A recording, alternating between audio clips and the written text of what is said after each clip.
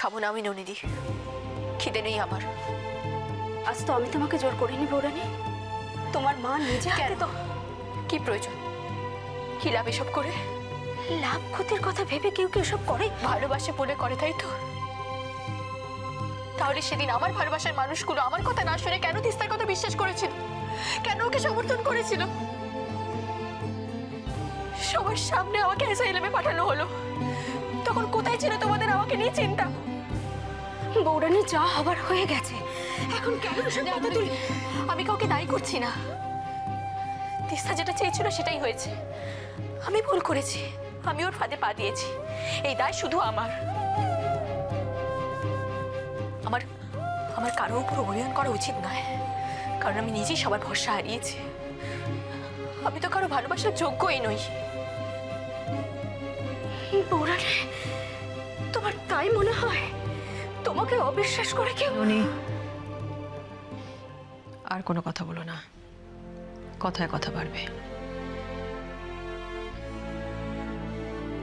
আমার এখানে আসাটাই মনে হচ্ছে ভুল হয়েছে, আর আমি এখানে আরো যতক্ষণ থাকবো ততক্ষণ এইসব কথাই হবে। কাজে আমার চলে যাওয়া উচিত।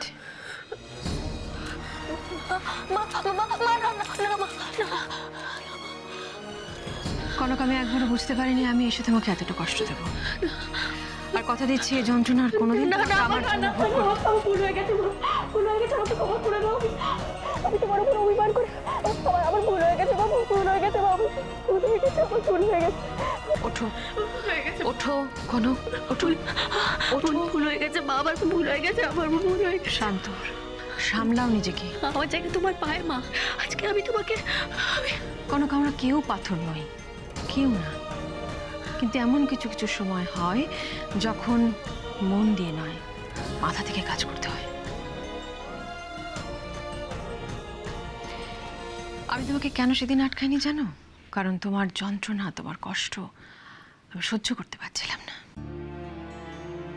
সেদিন হয়তো তোমার মতন বাড়ির আরো অনেকে অবাক হয়েছে যে আমি কেন তিস্তার অত উদ্ধত্ত মেনে নিয়েছি। কেন নিয়েছি জানো? কারণ শুধুমাত্র যেটা করছে তাতে আমি বাধা দিতে চাই না বলে। হ্যাঁ কনক, শত কষ্ট হলেও আমি মুখ বুঝে সব সহ্য করেছি, সব সহ্য করেছি সঠিক সময়ের জন্য।